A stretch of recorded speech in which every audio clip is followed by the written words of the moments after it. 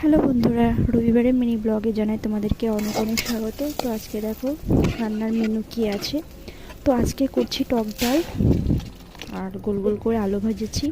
আর বাবা এদিকে তেলাপিয়া মাছ নিয়ে এসেছিলো, তা মা এদিকে মাছ ভাজছে আর ওদিকে ভাতের হাঁড়ি বসিয়েছে, ভাতটাও করবে একটু পরে, মাছটা বেছে নিলে। তো আমার দেখো টক ডালটাও আমার এদিকে হয়ে গেছে। তো মা হচ্ছে মাসির বাড়ির থেকে এই কুমড়োর ফুলগুলো নিয়ে এসেছিলো, তাই বললো বেসন দিয়ে ভাজতে।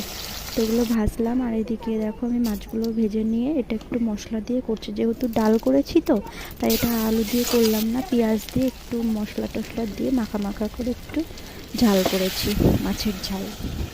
তো এইভাবে করলে বেশ ভালোই লাগে খেতে, রান্নাটা ভালোই হয়েছিল খেতে খুব। মানে আমার বরমহাশয় বলছে রান্নাটা সব তো ভালোই হয়েছে, ডাল মাছ খুব নাম করছে, বেশ ভালোই লাগলো শুনে। ভালো থেকো, সুস্থ থেকো।